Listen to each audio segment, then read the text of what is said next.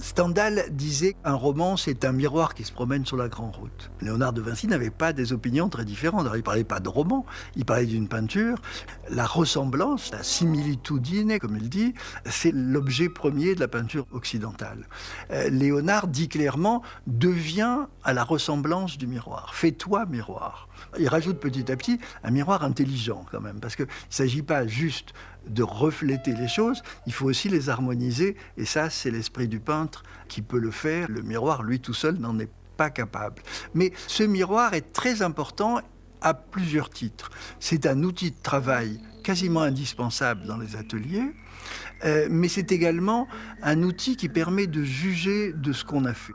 On a une lettre de Michel-Ange où il explique très bien que si on veut juger d'un dessin ou d'un tableau, on le regarde dans un miroir et on le verra différemment de la façon dont on l'a peint. Et on sera capable d'avoir une meilleure vision des choses. On dit à cette époque que le miroir est le meilleur des juges. Ce qui se voit dans le miroir, c'est beaucoup plus important que ce qu'on voit par nos propres yeux, où on peut être ébloui par de fausses choses.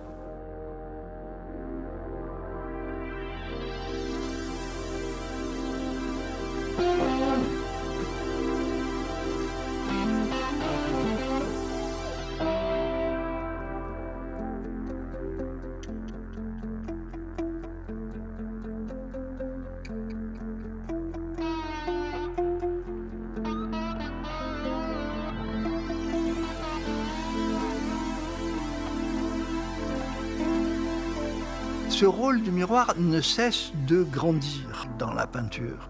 On en trouve encore une fois dans tous les ateliers, mais également on le représente.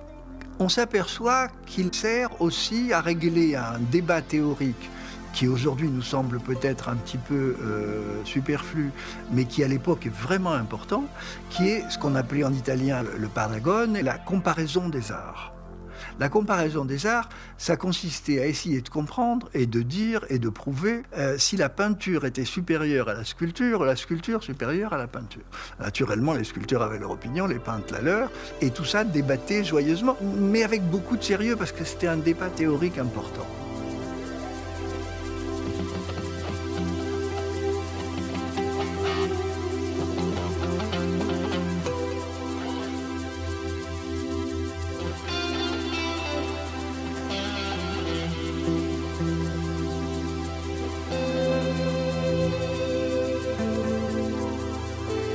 Un des arguments, c'est qu'une sculpture, c'est quand même préférable, non seulement parce que c'est plus durable, plus costaud, etc., mais parce qu'on peut tourner autour et voir la chose, la personne représentée sous tous les angles.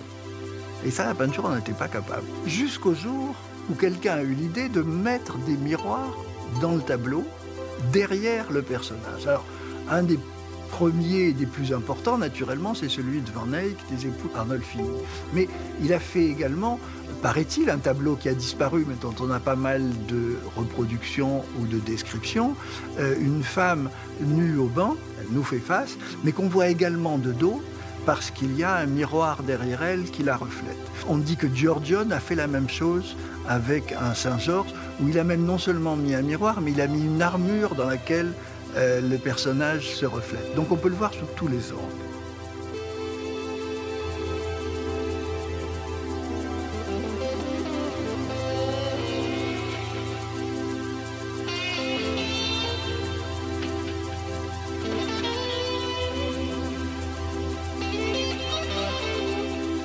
Cette idée-là, d'une certaine façon, a permis d'établir la supériorité incontestable, pour l'époque en tout cas, de la peinture sur la sculpture.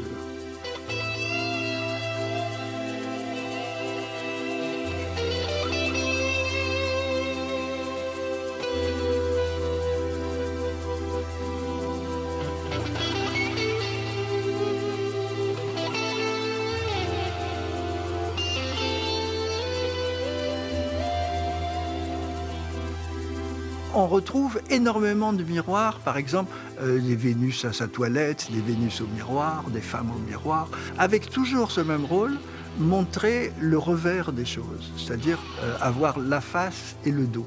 Les Vénus de Rubens, on va vous montrer une sorte de panorama général, comme si on pouvait tourner autour du modèle.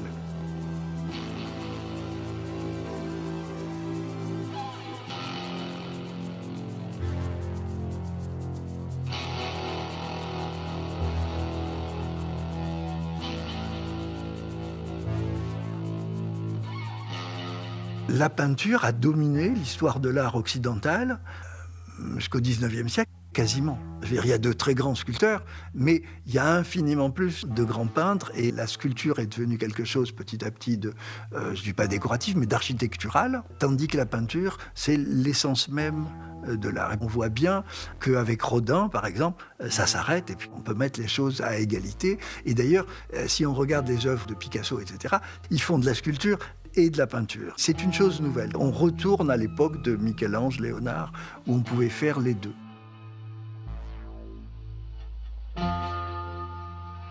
Ce miroir en peinture, qui était donc présent dans les ateliers, j'imagine qu'un jour un peintre, peut-être Giotto le premier, s'est regardé dedans et a dit « Tiens, je peux me peindre ». On ne peut pas faire d'autoportrait si on n'a pas de miroir de qualité. Hein. Si vous prenez un miroir en bronze qui fait, dans le meilleur des cas, disons 15 cm de diamètre, vous ne verrez pas grand-chose, vous ne verrez peut-être même pas entièrement pouvoir vous représenter. Lorsque le miroir se répand, le peintre se sert de lui-même comme modèle, se sert de lui-même comme objet d'introspection. La psychologie en peinture, je ne dis pas qu'elle naît du miroir, mais le miroir y a beaucoup contribué.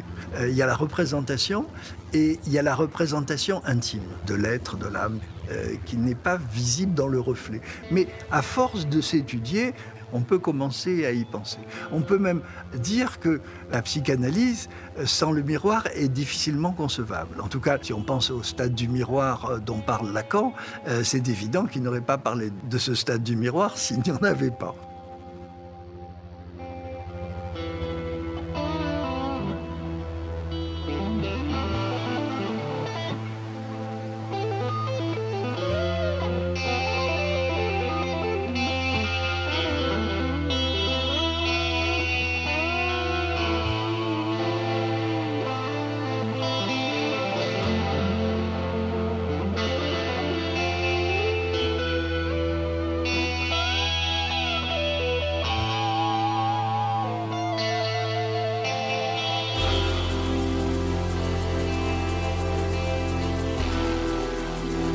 On voit à quel point ça a marqué l'esprit occidental, ça a marqué l'art occidental, dans beaucoup de domaines, de manière complètement invisible parfois. La perspective qui est peut-être la caractéristique première de l'art occidental, elle a été montrée, prouvée, démontrée, calculée grâce à un miroir. On a une description très longue de l'expérience de Brunelleschi, l'homme qui a inventé le premier une règle mathématique pour avoir une perspective exacte. Et pour faire cette perspective, il s'est servi d'une chose assez compliquée pour montrer l'excellence de sa trouvaille. Il a peint une vue de la place de Florence que tout le monde connaît le mieux à Florence, qui est celle du baptistère avec la cathédrale derrière. Il a peint cette place avec ces notions de perspective qu'il avait inventées, et il a fait un petit trou au milieu du tableau. Il montrait en fait au spectateur le tableau à l'envers, et par ce petit trou, on pouvait voir la place telle qu'elle était. Et puis ensuite, il mettait un miroir entre le tableau et la place, et par le petit trou toujours, le spectateur voyait la place peinte, et il n'y avait aucune différence. Et chose plus amusante, comme le ciel est ce qui est le plus changeant et qui ne pouvait pas peindre le ciel exact de l'heure à laquelle l'œuvre serait montrée, eh ben, il a remplacé le ciel par un miroir, de façon à ce que cette partie soit reflétée et soit toujours exacte aussi. C'est ce genre de démonstration qui montre à quel point le miroir a joué un rôle considérable dans l'art, mais également dans l'esprit de rigueur scientifique qui animait l'Europe de la Renaissance.